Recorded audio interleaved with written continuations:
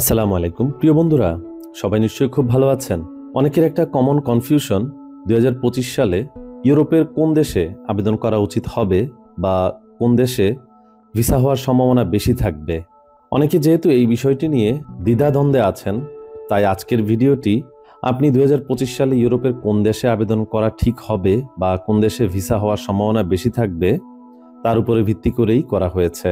তাই সম্পূর্ণ ভিডিওটি দেখার আমন্ত্রণ রইল। আর আপনারা যারা আমার চ্যানেলে নতুন, চাইলে চ্যানেলটি সাবস্ক্রাইব করে রাখতে পারেন, কারণ আপনারা আমার চ্যানেলে সবসময় ইউরোপের আপডেটেড তথ্যগুলোই পেয়ে থাকবেন।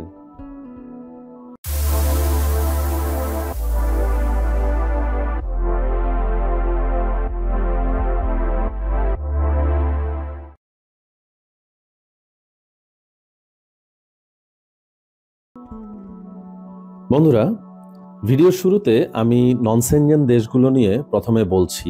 আপনারা যারা একটু খরচ কমের মধ্যে ইউরোপে যেতে চাচ্ছেন, তারা ইউরোপের নন সেনজেন দেশে অ্যাপ্লাই করতে পারেন। 2025 সালে নন সেনজেন দেশের মধ্যে আপনি কোথায় আবেদন করলে ভিসা হওয়ার সম্ভাবনা বেশি থাকবে, এখন সেই বিষয়টাই আপনাদের সঙ্গে শেয়ার করব। তো প্রথমে আমি যেই দেশটির কথা বলবো, দেশটির নাম কসোভো। কসোভো দীর্ঘদিন তাদের ভিসা কার্যক্রম বন্ধ রাখার পর 2024-এর ডিসেম্বর মাস থেকে তারা পুনরায় ভিসা কার্যক্রম চালু করেছে। কসোভোর ভিসা কার্যক্রম বন্ধ রাখার মূল কারণ ছিল তাদের লজিস্টিক সাপোর্ট যথেষ্ট পরিমাণে ছিল না।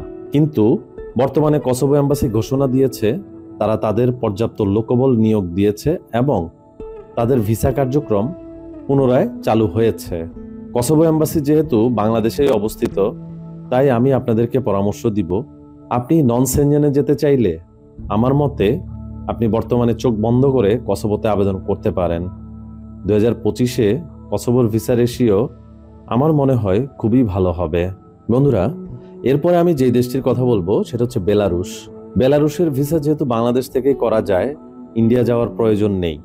বেলারুশের খরচ তুলনামূলকভাবে অনেক কম, সময় অনেক কম লাগে, ভিসা রেশিও 100%। তাই আপনারা চাইলে নন সেনজেন দেশের মধ্যে বেলারুশের জন্য চেষ্টা করতে পারেন। এরপরে যে দেশটির কথা বলবো সেটা হচ্ছে সার্বিয়া। যারা সার্বিয়ার জন্য আবেদন করতে চাচ্ছেন, আমার পরামর্শ হচ্ছে জানুয়ারির পরে আপনারা সার্বিয়ার জন্য আবেদন করুন, কারণ জানুয়ারির আগে আসলে বলা যাচ্ছে না সার্বিয়ার পরিস্থিতি কি হবে। সার্বিয়ার জন্য যেহেতু ইন্ডিয়া যাওয়া লাগে না, তাই সবার নন সেনজেন দেশের তালিকার মধ্যে প্রথমেই ছিল সার্বিয়া। তবে যে যাই বলুক, আমার মনে হয় 2025-এ সার্বিয়া 2024-এর তুলনায় আরো বেশি ভিসা দিবে। জাস্ট আপনার কোম্পানিটা হতে হবে জেনুইন। আর আপনি যদি সার্বিয়ায় যেতে চান, আমার পরামর্শ হবে গেম দেওয়ার চিন্তা ভাবনা বাদ দিবেন, তারপরে আপনি সার্বিয়া যাবেন। অন্তত একটা বছর সেখানে থাকার চিন্তা ভাবনা করেই সার্বিয়ার জন্য আবেদন করুন। প্রিয় বন্ধুরা, এরপরে যে দেশটির কথা বলবো সেটা হচ্ছে নর্থ মেসিডোনিয়া। আপনারা চাইলে নর্থ মেসিডোনিয়ার জন্য অ্যাপ্লাই করতে পারেন, কারণ 2024-এ নর্থ মেসিডোনিয়ার ভিসা রেশিও মোটামুটি ভালোই ছিল। নর্থ মেসিডোনিয়ার মেইন সমস্যা সেটা হচ্ছে ভিসার জন্য আপনাকে কিন্তু ইন্ডিয়া যেতে হবে। আর ইন্ডিয়া যেতে হলেও যে কোনো একটা ভিসা নিয়ে আপনি কিন্তু সেখানে যেতে পারেন, যেমন মেডিকেল, ট্যুরিস্ট কিংবা বিজনেস, যে কোনো ভিসায় আপনি ইন্ডিয়াতে যেয়ে নর্থ মেসিডোনিয়ার জন্য আবেদন করতে পারবেন। ইন্ডিয়াতে যেয়ে আপনি এম্বাসি ফেস করতে পারলে আর বাকি সকল ডকুমেন্ট ঠিক থাকলে নর্থ মেসিডোনিয়ার ভিসা ইনশাল্লাহ মিস হবে না। এরপরে যে দেশটির কথা বলবো সেটা হচ্ছে বসনিয়া। আপনারা চাইলে বসনিয়ার জন্য আবেদন করতে পারেন। 2024 সালে বসনিয়ার ভিসা রেশিও অতটা ভালো ছিল না, যেহেতু 2024 সালে তাদের ভিসার পরিমাণ কম ছিল, তাই আশা করা যায় 2025 সালে তাদের ভিসা রেশিও ভালোই হবে। বসনিয়ার ভিসার জন্য আপনাকে ইন্ডিয়া যেতে হবে, তবে নর্থ মেসিডোনিয়ার মতো আপনি ইন্ডিয়াতে যে কোনো ভিসাতে যেয়ে তারপরে আপনি এম্বাসি ফেস করতে পারবেন। বন্ধুরা, আমি আরেকটি দেশের কথা বলবো এখন, যেটা ইউরোপের অন্তর্ভুক্ত কোনো দেশ নয়, তবে ইউরোপের কাছাকাছি, যেটা হচ্ছে রাশিয়া। তো আপনারা চাইলে রাশিয়ার জন্য চেষ্টা করতে পারেন। বর্তমানে রাশিয়া প্রচুর ভিসা দিচ্ছে। রাশিয়ার এম্বাসি যেহেতু বাংলাদেশে আছে, রাশিয়ার ভিসার জন্য আপনাকে ইন্ডিয়া যাওয়ার প্রয়োজন নেই। রাশিয়ায় আপনি অল্প খরচে যেতে পারবেন এবং সময়ও অনেক কম লাগে। তাই আমি মনে করি আপনাদের ওয়ার্ক পারমিটে যাওয়ার জন্য রাশিয়াও একটি চমৎকার গন্তব্য হতে পারে। সবচেয়ে মজার বিষয়, মধ্যপ্রাচ্যে যেতে যেই খরচ, সেই পরিমাণ খরচে আপনি রাশিয়াতে যেতে পারবেন। তো বন্ধুরা, 2025 সালে সেনজেনের যে দেশগুলোতে ভিসা হওয়ার সম্ভাবনা বেশি থাকবে, এখন সেই দেশগুলোর ব্যাপারে বলছি। যদি আপনার মোটামুটি টাকা পয়সার সমস্যা না থাকে বা আপনার পরিবার যদি আপনাকে অ্যাফোর্ড করতে পারে, তাহলে আপনি ইউরোপের সেনজেন কান্ট্রির জন্য চেষ্টা করতে পারেন। তো সেনজেন দেশের মধ্যে প্রথমেই আমি যে দেশটির কথা বলবো সেটা হচ্ছে পোল্যান্ড। ইন্ডিয়ায় ফাইল সাবমিশনের জটিলতার কারণে অনেকের পোল্যান্ডের স্বপ্ন দুঃস্বপ্নে পরিণত হয়েছে। অপেক্ষার প্রহর গুনতে গুনতে অনেকের ওয়ার্ক পারমিটের মেয়াদ শেষ হয়ে গেছে, কিন্তু ইন্ডিয়ার ডাবল এন্ট্রি ভিসা তারা করতে পারেনি। আর তাই পোল্যান্ড থেকে ম্যাক্সিমাম আবেদনকারী মুখ ফিরিয়ে নিয়েছেন।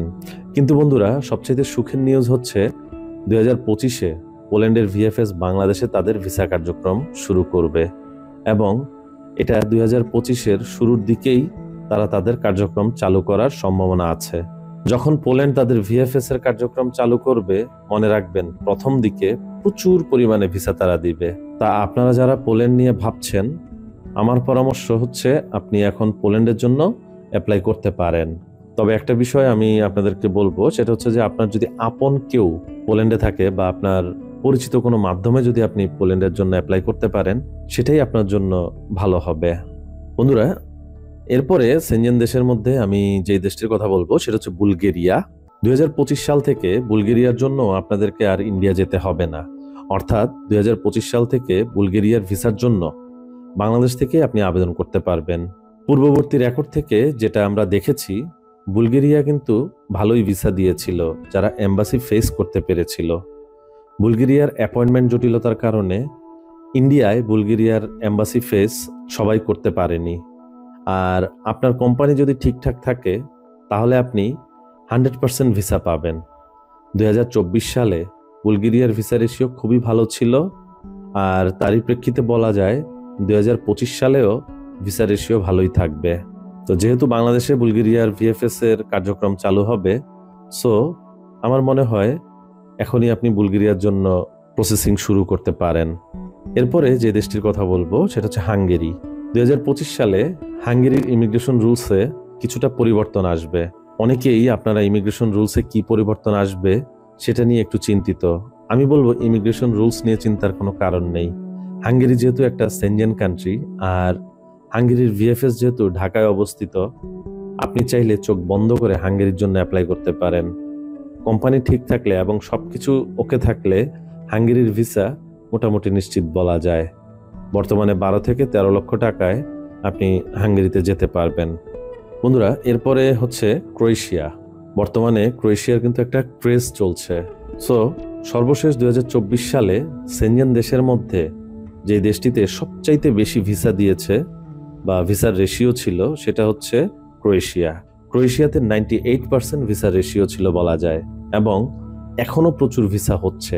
তো যারা নেপাল থেকে এম্বাসি ফেস করেছিলেন, মোটামুটি সবাই ভিসা পেয়েছে।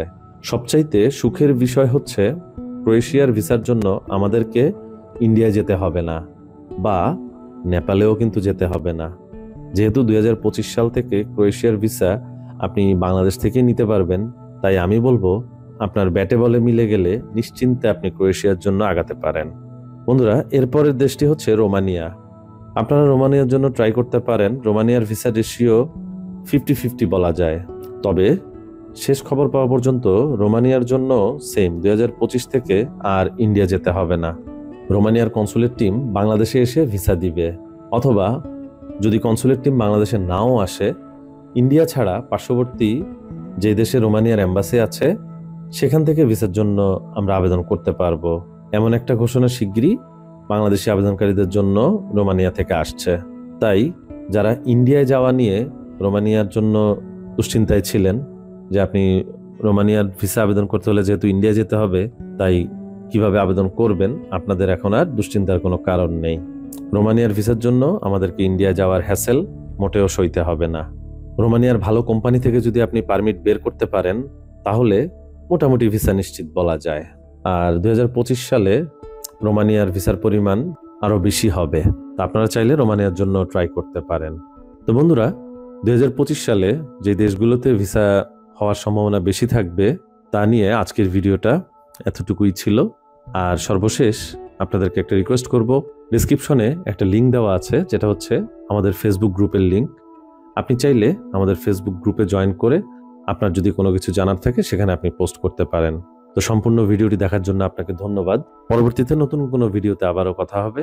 ততক্ষণ পর্যন্ত সবাই ভালো থাকবেন। আল্লাহ হাফেজ।